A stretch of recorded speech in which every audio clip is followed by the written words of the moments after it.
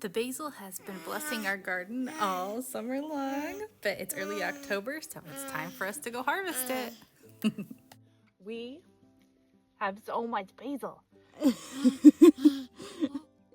Okay, so yeah, we don't eat the basil. So the way I've been able to get my basil to keep growing so tall this summer is by just clipping off the tops like this. If you do that, they'll just keep growing taller.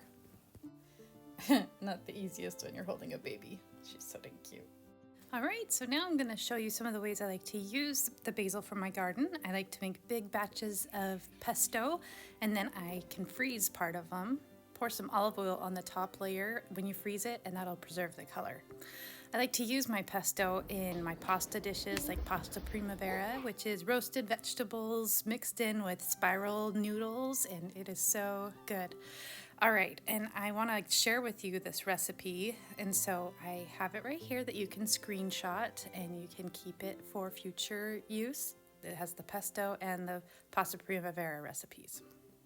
And just like if you give a mouse a cookie, if you give a girl some basil, she's gonna want to make artisan bread, which I love making artisan bread.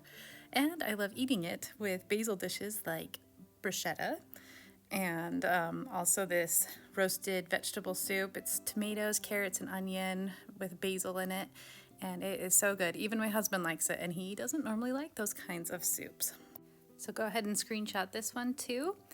And then if you are done making meals with your basil and want to save it for the winter time, you can flash freeze the leaves, and then once they're frozen, you can put them into a baggie and then put them back in the freezer and use them in the future.